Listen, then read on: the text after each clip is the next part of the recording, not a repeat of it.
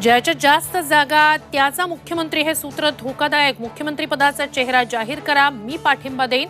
उद्धव ठाकरेंचं शरद पवार, पृथ्वीराज चव्हाण, नाना पटोले यांना आवाहन। 1500 रुपयात बहिणीचं नातं विकाऊ नाही, या सरकारचं नातं फक्त पैशांशी। लाडकी बहीण योजनेवरून सुप्रिया सुळेंची सरकारवर टीका। अजित पवारांच्या भाषणादरम्यान कार्यकर्त्याची घोषणाबाजी, बॅनर झळकावत राष्ट्रवादीत परत येण्यासाठी भावनिक साद। मावळच्या कार्यक्रमातील घटना।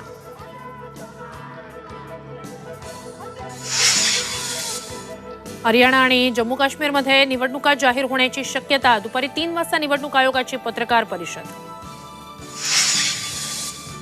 महाराष्ट्रात आज निवडणुका झाल्यास कुणाचं सरकार येणार? लाडकी बहीण योजना गेम चेंजर ठरणार का? मुख्यमंत्री म्हणून पसंती कुणाला मिळणार?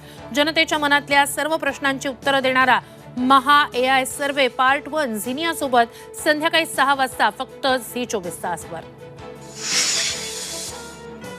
लाडकी बहीण योजनेच्या प्रसिद्धीसाठी 119 कोटींचा खर्च। जाहिरातीच्या खर्चाला महिला बाल विकास विभागाची मंजुरी।